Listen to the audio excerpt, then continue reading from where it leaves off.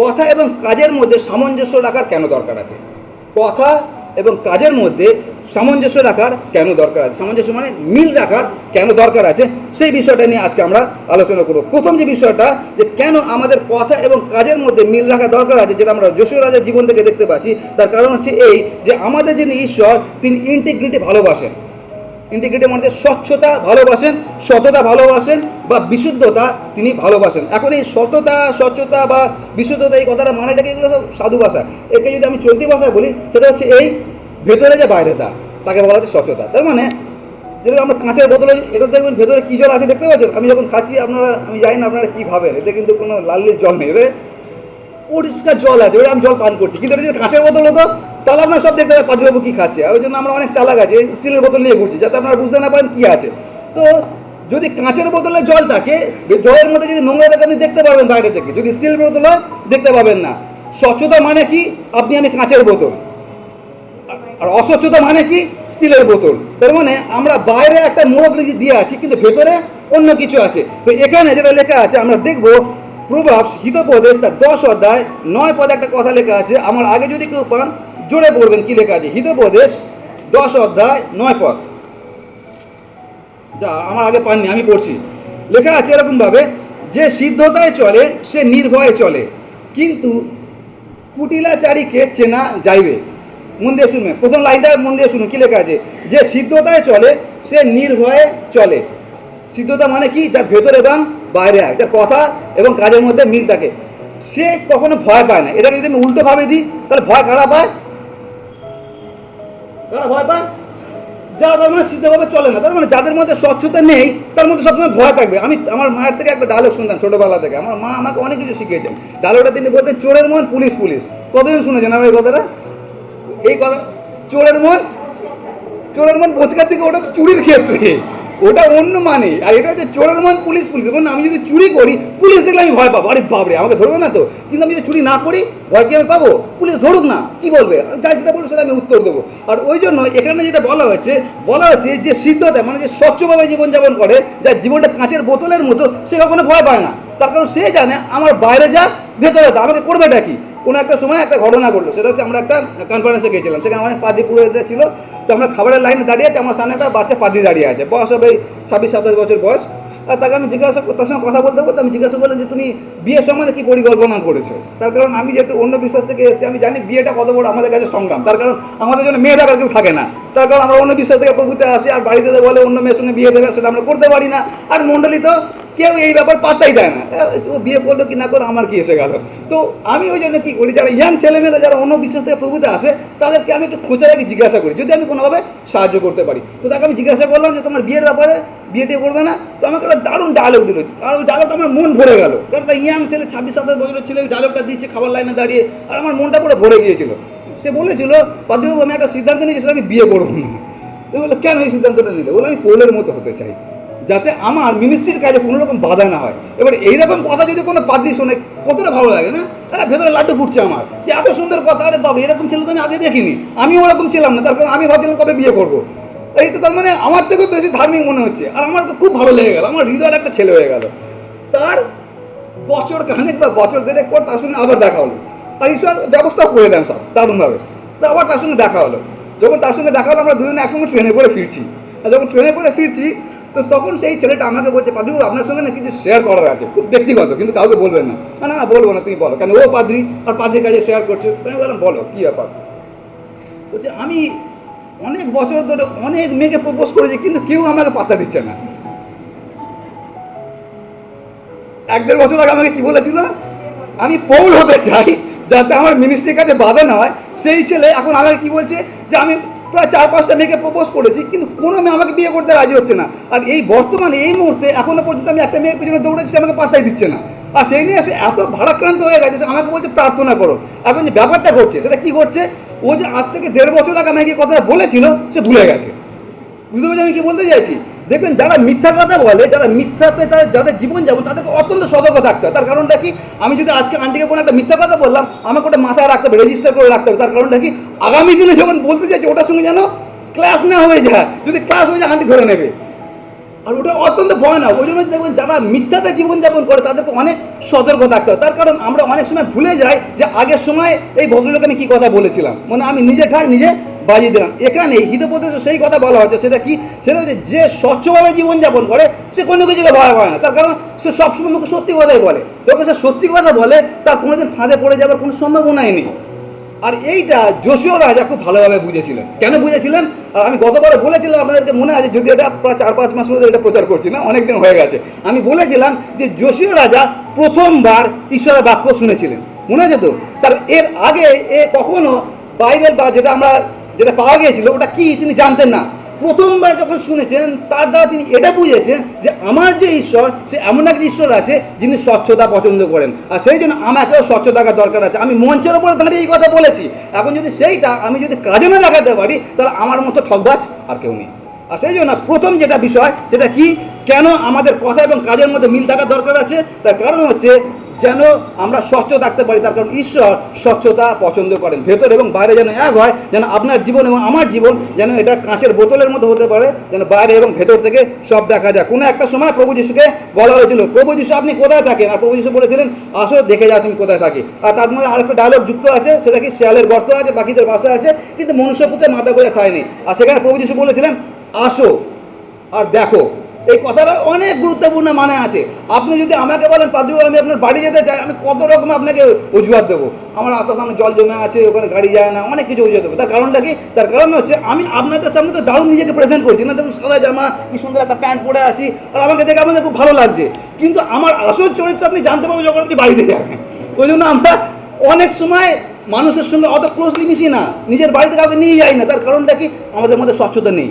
আর সেই জন্য আমরা দুরকম জীবনযাপন করি। তো সেই জন্য প্রথম যে বিষয়টা আছে সেটা কি, সেটা হচ্ছে এই যে ঈশ্বর স্বচ্ছতা ভালোবাসেন। স্বচ্ছতা ভালোবাসেন মানে যদি আপনার আমার মধ্যে স্বচ্ছতা থাকে তাহলে ঈশ্বরের ভালোবাসা আমরা পেতে পারি। এটা হচ্ছে প্রথম কারণ। দ্বিতীয় যে বিষয়টা আছে, কেন এত নৃশংসভাবে হত্যা করেছিল বা কেন এত কথা এবং কাজের মধ্যে মিল রাখার দরকার ছিল, যার কারণে তিনি নৃশংসভাবে প্রতিমাগুলোকে দূর করেছিলেন। দ্বিতীয় কারণটা হচ্ছে সেটা হচ্ছে এই যে ঈশ্বর কপটতা ঘৃণা করেন। প্রথম পয়েন্ট আমি কি বলেছি? ঈশ্বর স্বচ্ছতা ভালোবাসেন। দ্বিতীয়টা কি? কপটতা ঘৃণা করেন। এই দুটো একে অপরের পরিপূরক। হ্যাঁ, স্বচ্ছতা যদি থাকে তাহলে তার মধ্যে কপটতা নেই, আর যদি কপটতা থাকে তার মধ্যে স্বচ্ছতা নেই। তো দ্বিতীয় কারণটা কি? সেটা হচ্ছে ঈশ্বর কপটতা ঘৃণা করেন, বা অন্যভাবে যদি বলি সেটা হচ্ছে কপটভাবে আমরা কখনো ঈশ্বরকে গৌরবান্বিত করতে পারি না বা ঈশ্বরকে খুশি করতে পারি না। আর এই পরিপ্রেক্ষিতে প্রভু যিশু একটা দুর্দান্ত শিক্ষা আমাদেরকে দিয়েছেন, যেটা লেখা আছে মতি লিখিত সুসমাচার তার 23 অধ্যায় 3 পদে। মতি লিখিত সুসমাচার 23 অধ্যায় 3 পদে এই শিক্ষাটা আছে। কেউ পেয়েছেন আমার আগে? ঠিক আছে, আমি পড়ছি। লেখা আছে মতি লিখিত সুসমাচার 23 অধ্যায় 3 পদে, আমি 1 পদ থেকে পড়ছি। তখন যিশু লোকসমূহকে ও নিজ শিষ্যদিগকে কহিলেন, কি কহিলেন? অধ্যাপক ও ফরিসীরা মসির আসনে বসে, অতএব তাহারা তোমাদিগকে যাহা কিছু বলে তাহা পালন করিও, মানিও, কিন্তু তাহাদের কর্মের মতো কর্ম করিও না। তারপরে কথা বলে কাজ, কেননা তাহারা বলে কিন্তু করে না। এটাকে যদি আমি একদম পাতি বাংলা ভাষায় বলি তাহলে ব্যাপারটা কী হচ্ছে, ওরা যেটা বলে সেটা করে না, আর যেটা করে সেটা বলে না। ওরা যেটা বলছে ওটা তোমরা করো। তার কারণটা ওরা যেটা বলছে, কি বলছে, ওরা মসির ব্যবস্থার কথা বলবে। ওই জন্য লেখা আছে না মসির আসনে বসে। তো মসির আসনে বসে ওরা মসির ব্যবস্থার কথা বলবে। যখন পাদ্রীও পুলিপেটে দাঁড়িয়ে আছে, পাদ্রীও কী কথা বলবে? বাইবেলের কথা বলবে। তখন নিজের কথা বলবে, ওই কথাটা বলবে যে আমি একটা মুরগি চুরি করেছিলাম, তারপর আমার স্ত্রীকে দিলাম, বললাম টেংরিটা রান্না করো, আর আমি প্রচার করে আসছি, আর তারপর আমি এসে প্রচার করলাম চুরি করা মহাপাপ। আর তারপরে আমি আবার বাড়িতে গেলাম, আর তারপরে চিকেন খুঁজি, লেগ পিসটা কোথায় গেল, আর তারপর আমার স্ত্রীকে জিজ্ঞাসা করছে আর লেগ পিসটা কোথায় গেল, মুরগিটা চুরি করলাম। আর আমার স্ত্রী বললো, আরে তুমি তো সকালবেলা প্রচার করে আসলে যে চুরি করা মহাপাপ, মুরগিটাকে ছেড়ে দিয়েছি। আর তখন আমি আমার স্ত্রীকে বললাম, না না, এই যেটা প্রচার করেছি ওটা তো মণ্ডলীর জন্য, ওটা তোমার জন্য ছিল না। আমরা যখন পুলপিটে দাঁড়াচ্ছি আমরা বাইবেলটাকে বলছি, কিন্তু যখন পুলপিটের বাইরে যাচ্ছি তখন কীভাবে জীবনযাপন করছি? ওটা করতো সদ্যকে পড়েছি, ওটা আমার কথা না, 2000 বছর আগে প্রভু বলে গেছেন। যদি চলতি ভাষায় বাইবেল থেকে পড়ে দেখবেন এই কথাই লেখা আছে। সেটা কি? সেটা হচ্ছে ওরা যেহেতু মসির আসনে বসে, ওরা যেহেতু পুলপিটে দাঁড়ায়, পুলপিটে দাঁড়িয়ে ওরা বাইবেলের কথা বলে, কিন্তু পুলপিট থেকে নেবে না, তো বাইবেলের কথা বলে না, বাইবেল অনুযায়ী জীবনযাপন করে। সেই জন্য বলা হচ্ছে যে ওটা যেটা বলছে সেটা তুমি মানতে পারো, ওটা তুমি করতে পারো, কিন্তু ওরা যেটা করছে ওটা তুমি কোনোদিন করবে না। তার কারণ ওরা ওইটাই করবে যে মুরগি চুরি করে নিজে মুরগি চুরি করবে আর কুলপিটে গিয়ে বলবে চুরি করা মহাপাপ। আমরা যেখানে থাকি ওটা একটা দারুণ মার্কা মারা জায়গা আছে, আর ওখানে প্রত্যেক বছর অনেক ভোগান্তি হয়। কিসের ভোগান্তি? সেটা হচ্ছে জল জমার ভোগান্তি হয়। এবারে যে ভোগান্তিটা হয়েছে সেটা হচ্ছে সব থেকে বেশি আমাদের ভোগান্তি হয়েছে, কারণ কি প্রায় 3 মাস ধরে আমাদের বাড়ির সামনে জল জমে আছে। এবারে ভাবুন 3 মাস ধরে যদি রাস্তার সামনে জল জমে থাকে, আর রাস্তাটা অল্প রাস্তা না, আমাদের ওই গলি থেকে এখানে আসতে যতটা তার 3 গুণ বড়, অত বড় রাস্তা যদি জল জমে থাকে, এবার 3 মাস ধরে যদি জল জমে থাকে, ওটা কালো হয়ে গেছে, দুর্গন্ধ বেরোচ্ছে, ওটা একটু স্লাইমি হয়ে গেছে, একটু কী বলবো স্যাঁতস্যাঁতে হয়ে গেছে ওটা, আর ওই জলের মধ্যে দিয়ে আমাদেরকে হেঁটে যেতে হচ্ছে। তো আমরা কামড় কিনেছি, আরও অনেক কিছু ব্যবস্থা করেছি। তো তারপরে ওইটা নিয়ে আমরা কাউন্সিলরের কাছে গেলাম, আর তারপরে সকল কিছু বললাম, আর কাউন্সিলর হাত তুলে দিলেন যে আমরা এটা করতে পারবো না, তার কারণ রাস্তা উঁচু করাটা আপনাদের দায়িত্ব আছে। এখন এই যে ঘটনাটা আছে, যেই দেখবেন ভোট আসবে, আর ভোটের আগেই দেখবেন আমাদের ওই ওয়ার্ডের যারা নেতা বা নেত্রী আছে, আর শুধু এটা আমাদের ওয়ার্ডের বা আমাদের রাজ্যের বা আমাদের দেশের কথা বলছি না, সমগ্র পৃথিবীর রাজনীতির একটাই চিত্র, সেটা কি? সেটা হচ্ছে যত নেতা নেত্রী আছে দেখবেন ভোটের আগে তারা যিশুর থেকে নম্র হয়ে যায়। যিশু পা ধুয়ে দিয়েছে, ওরা পারলে পায়ে আপনার চুমুও খেয়ে নেবে, তার কারণটা এদের ভোটের দরকার আছে। তো যখন ভোটের আগে এই নেতা নেত্রীরা আমাদের পাড়ায় আসবে আর এসে এমনভাবে ভোট চাইবে, মানে আপনারও দেখলে মায়া লাগবে, মনে হয় 5 টাকা হাতে দিয়ে দিই, এতটা তারা নম্র হয়ে যায়। আর এটা বছরের পর বছর ধরে চলছে। ভোট হয়ে গেল, ব্যাস আমরা ওখানে বহু বছর 20 বছর ধরে ওখানে বসবাস করছি, কিন্তু পরিস্থিতি একই রকম। কত ভোট গেছে, কত নেতা নেত্রী এসছে এবং নেতা নেত্রী গেছে, কিন্তু পরিস্থিতি এক। অথচ যতবার ভোট হয় একই প্রতিশ্রুতিটা কি? সেটা হচ্ছে আপনি আমাকে ভোট দিন, আপনার এখানে যা কিছু সমস্যা আছে, ড্রেনেজের ব্যবস্থা, নোংরা সমস্যা, তারপরে মশার সমস্যা, সকল কিছু সমাধান হয়ে যাবে। ভোট তো হয়ে গেল, সমাধান আর কিছু হচ্ছে না, এখনো পর্যন্ত সেটাই চলছে। আর ওই জন্য দেখবেন রাজনীতির মধ্যে এই জিনিসটা খুব চলে। সেটা কি? সেটা হচ্ছে প্রভু যিশু যে কথাটা বলেছিলেন, সদ্দুকি এবং ফরিসি, ওরা যেটা বলে জীবনে তারা পালন করে না, আর যেটা করবে সেটা কোনোদিন আপনাকে বলবে না, আর যেগুলো করছে সেটা তো আমরা পেপারে দেখছি না, কী করছে, বলে করছে আপনাকে। তার কারণ ওরা যেটা বলে সেটা করে না, আর যেটা করে সেটা বলে না। কিছুদিন আগে এটা নিয়ে প্রচারও করেছিলাম যে আমরা যেটা বলি সেটা করি না, আর যেটা করি সেটা আমরা বলি না। তো এখানে যেটা লেখা আছে সেটা হচ্ছে ওই বলা হচ্ছে যে তোমরা ওদের কথাটা শুনবে, কিন্তু ওরা যেরকমভাবে জীবনযাপন করছে সেরকমভাবে জীবনযাপন করবে না। দ্বিতীয় রাজাবলী যখন 23 অধ্যায় আমরা পড়েছিলাম, আর সেখানে 3 পদে রাজা যোশীয়া কী বলেছিলেন? এখন থেকে আমরা সমস্ত শক্তি, সমস্ত মন, সমস্ত প্রাণ, সমস্ত শক্তিতে কী করব?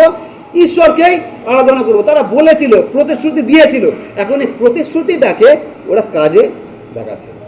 আর এটা যখন দেখাচ্ছে তার মানে এটাই প্রমাণ করছে যে এরা কেউ কপট না, এরা কেউ ভণ্ড না। আর এই কপটতা ভণ্ডামো দেখবেন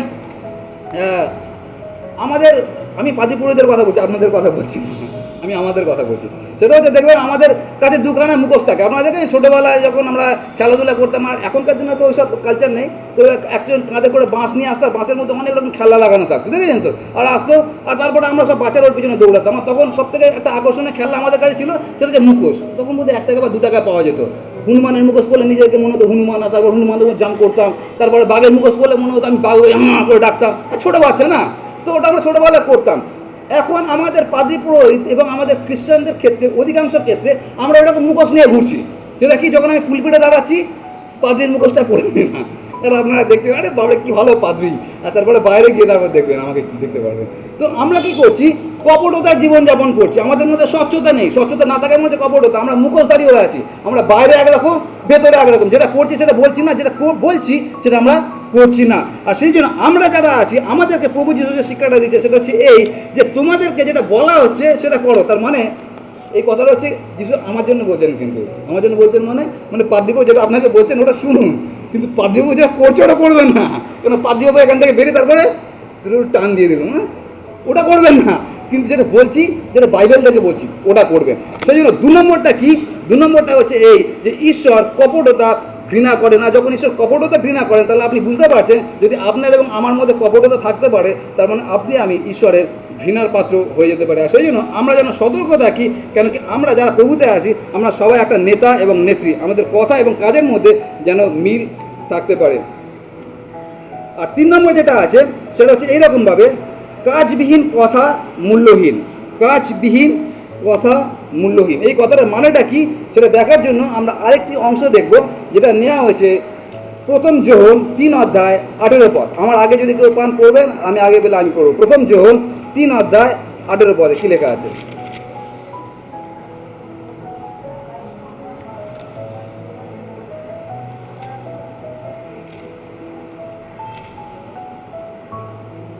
প্রথম যোহন 3 অধ্যায় 18। আচ্ছা, আমি একটা আবার বের করে নিই। প্রথম যোহন 3 অধ্যায় পেয়েছি, হ্যাঁ 18 পদ, ঠিক আছে, থ্যাংক ইউ দিদি। ওখানে লেখা আছে, এই কথাটা কে বলছে? সেটা হচ্ছে জন বলছেন আপনাকে এবং আমাকে। বলা হচ্ছে, বৎসের আইসো আমরা বাক্যে কিংবা কি লেখা আছে? বাক্যে কিংবা জিহ্বাতে নয়, বাক্যে কিংবা জিহ্বাতে নয়, কিন্তু কার্যে ও সত্যে প্রেম করি। এটা আমরা যখন বাইবেল কলেজে থাকতাম, আমরা এটাকে ইংরাজিতে বলতাম লিপ সার্ভিস। লিপ সার্ভিস মানে, লিপ মানে হচ্ছে ঠোঁট, ঠোঁটের সার্ভিস মানে হচ্ছে যখন দেখবেন আমরা পুলপিটে দাঁড়াই তখন দারুণ দারুণ প্রার্থনা করতে পারি আপনার জন্য, খুব সুন্দর সুন্দর প্রচার করতে পারি, কিন্তু ওটা শুধুমাত্র পুলপিটের মধ্যেই সীমাবদ্ধ। পুলপিট থেকে যেই নামবো ওটা আমাদের মধ্যে থাকবে না। ওটাকে আমরা বলতাম লিপ সার্ভিস, মানে শুধুমাত্র ঠোঁট ওই কাজটা করছে, আমি করছি না, ওটা শুধু ঠোঁট করছে। এখানে যেটা বলা হচ্ছে সেটা হচ্ছে বৎসের আইসো আমরা বাক্যে কিংবা জিহ্বাতে নয়। আর এটা যখন বলা হচ্ছে তার মানে অলরেডি এটা মণ্ডলীর মধ্যে ঘটছে। কি ঘটছে? সেটা হচ্ছে তারা যে কথাটা বলছে ওটা কোথায়? শুধু তাদের বাক্যের মধ্যে, ঠোঁটের মধ্যে আছে, জিভের মধ্যে আছে। বুঝতে পারছেন আমি কি বলতে চাইছি? বুঝতে পারছেন না? একটা উদাহরণ দিই, তাহলে বুঝতে সুবিধা হবে। সেটা হচ্ছে যখন আমরা প্রভুকে জানতাম না তখন এই কথাটা বলতাম। সেটা হচ্ছে স্বামী স্ত্রীর পরিপ্রেক্ষিতে এই কথাটা বলতাম। সেটা হচ্ছে বিয়ের আগে দেখবেন মেয়েরা বলে, ছেলেরা শোনে, আর বিয়ের পরে ছেলেরা বলে, মেয়েরা শোনে, আর বিয়ের 2 বছর পরে দুজনেই বলে, সারা প্রতিবেশীরা শোনে। বুঝতে পারেন মানেটা কি? বিয়ের আগে দেখবেন মেয়েরা যেটা বলবে, কেন কি প্রেমে তোরা হাবুডুবু খায়, অন্ধ, মেয়ে যেটা বলবে ছেলে সেটা শুনবে। তারপর যে বিয়েটা হয়ে গেল, এবার তুমি আমার বউ হয়ে গেলে। বউ মানে ছড়ির মাথায় তোমাকে রাখতে হবে, আর তারপরে বর যেটা বলবে সেটাই শুনতে হবে। তারপর 2 বছর পর যেটা দুজনেই বলে, সারা প্রতিবেশীরা শুনতে পারে। এই কথার মানেটা কি? সেটা মানে হচ্ছে এই, দেখবেন যখন কেউ প্রেম করে সারাদিনের মধ্যে কতবার বলে না, আমি তোমাকে ভালোবাসি, I love you, I love you. আমার একটা বন্ধু ছিল বাইবেল কলেজে, মনে আছে, তখন তো এরকম ফোন ছিল না, তখন ওই লিখতে হতো না, ওই কিপ্যাডওয়ালা ফোন ছিল। আর ওই কিপ্যাডওয়ালা ফোনে মেয়েটা ছেলেকে পাঠিয়েছে আই লাভ ইউ, আর ও খালি ওটা স্ক্রল করেই যাচ্ছে, কতগুলো লিখেছে, মানে ওটা লিখতে প্রায় 1-1.5 ঘন্টা সময় লেগে গেছে। তখন কিন্তু ট্যাপ করে করে লিখতে হতো, আকার লিখে গেছে I love you, I love you, I love you, I love you. আর তারপরে আই লাভ ইউ 1.5 বছর পর্যন্ত ছিল, যে 1.5 বছর হলো সেকেন্ড ইয়ারে গেল, তারপরে আই লাভ ইউ চেঞ্জ হয়ে গেল। তার মানে হচ্ছে আমরা মুখে যখন বলছি আমি তোমাকে ভালোবাসি, ওই ভালোবাসাটা কোনো মূল্য থাকে না। এখানে কি লেখা আছে? লেখা আছে বৎসেরা আইসো আমরা বাক্যে কিংবা জিহ্বাতে নয়, কিন্তু কার্যে ও সত্যে কি করি? প্রেম করি। আমাদের প্রেমটা অধিকাংশ সময়, আমি অর্ণবকে অনেকবার বলতে পারি, অর্ণব তোমাকে আমি খুব ভালোবাসি, কিন্তু ভালোবাসাটা তখন বোঝা যাবে যখন বিপদের মধ্যে পড়বো, তখন আমি ওর পাশে আছে কিনা। আর অধিকাংশ ক্ষেত্রে দেখবেন ওটাই ঘটে। আর ওই জন্য আমি সবসময় একটা কথা বলি, সেটা হচ্ছে খ্রিস্টানদের থেকে সাবধান, বিশেষ করে যাদের ডায়াবেটিস আছে। খ্রিস্টানদের থেকে সাবধান যাদের ডায়াবেটিস আছে। তার কারণটা কি? তার কারণ আপনার যদি ডায়াবেটিস থাকে, আর আপনি যদি আমার সঙ্গে পাদির সঙ্গে যদি 10 মিনিট কথা বলেন, আমি আপনাকে গ্যারান্টি দিচ্ছি আপনার সুগার লেভেল বেড়ে যাবে। তার কারণ আমাদের মুখে এতটাই মিষ্টি থাকে, এত সুন্দর সুন্দর আমরা কথা বলতে পারি যে আপনি আপ্লুত হয়ে যাবেন, আরে বাবরে এ তো স্বর্গীয় ভাষায় কথা বলছে, কিন্তু ভেতরে কি চলছে? পরের ছেলে পরমানন্দ, যত গোল্লা যায় তত আনন্দ। আর এই কথাটা যখন লিখছে যোহন, তার মনে আজ থেকে 2000 বছর আগে মণ্ডলীতে ঘটছে। প্রভু যিশুর মৃত্যুর 60 দশকের মধ্যে, 60 বছরের মধ্যে এইসব ঘটনা ঘটছে। সেটা মুখে বলছে আমি প্রেম করছি। আজকে আমরা পড়েছি না 1 করিন্থীয় 13 অধ্যায়, প্রেম নিষ্কপট হোক, প্রেম আত্মশ্লাঘা করে না, অশিষ্টাচরণ করে না, রাগিয়া ওঠে না, অপকার গণনা করে না। পোল শিখে গেছেন কেন? তার কারণ সেই সময়ও মণ্ডলীতে এই ঘটনাই ঘটছিল। সেটা কি? মুখে দ্বারা বলছিল আমি তোমাকে ভালোবাসি, মুখে দ্বারা বলছিল আমি তোমাকে প্রেম করি, কিন্তু তাদের প্রেমটা কীরকম? যেরকম বললাম, দুজনে শুনবে, বলবে, আর তারপরে সারা প্রতিবেশীরা শুনবে। তো আমাদের ক্ষেত্রেও প্রেম অনেক সময় ওরকম হয়ে যায় যে আমাদের প্রেমটা শুধুমাত্র আমাদের ঠোঁটে থাকে, কিন্তু আমাদের যে প্রেমটা সেটা কখনো মুখে আমরা দেখাতে পারি না। আসলে জন্য বাংলা দেখবেন একটা ডায়লগ আছে, সেটা হচ্ছে মুখে মিষ্টি অন্তরে কি? অন্তরে বিষ।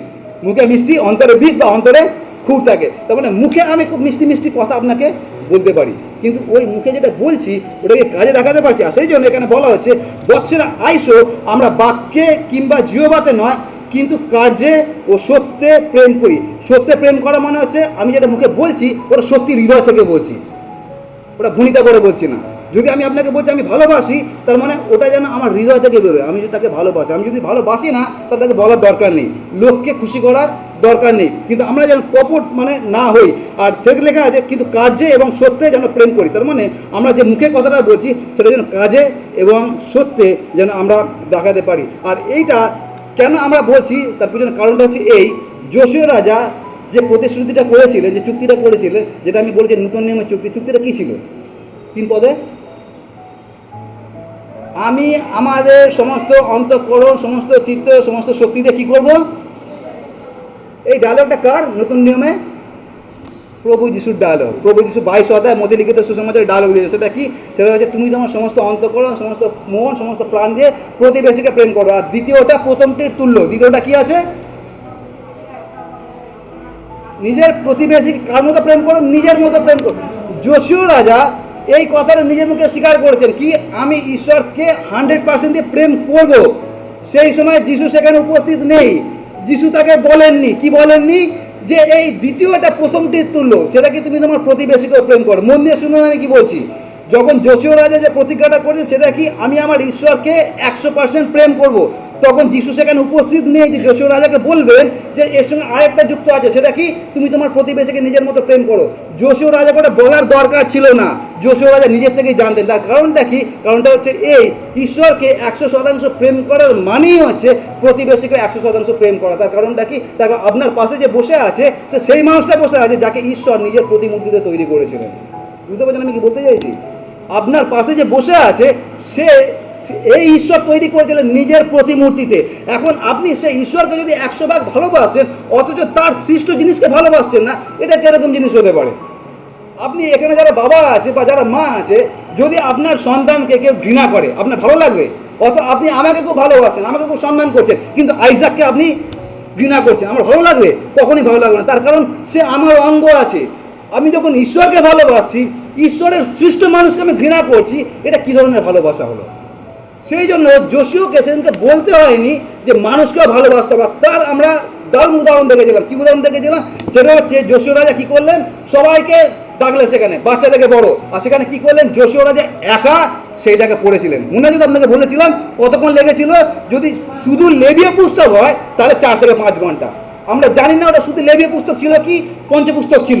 যদি পঞ্চপুস্তক হয় তাহলে কত ঘন্টা লাগতে পারে? তো আমরা যদি ধরে নিই 4 থেকে 5 ঘন্টা একটা রাজা সবার সামনে দাঁড়িয়ে পড়ছে, কারণটা কি? তার কারণ তার রাজ্যের মানুষের প্রতি তার যে প্রেমটা, ভালোবাসাটা, সেটা কি, আমি যে ঈশ্বরের বাক্যকে জেনেছি সেটা যেন সবাই জানতে পারে।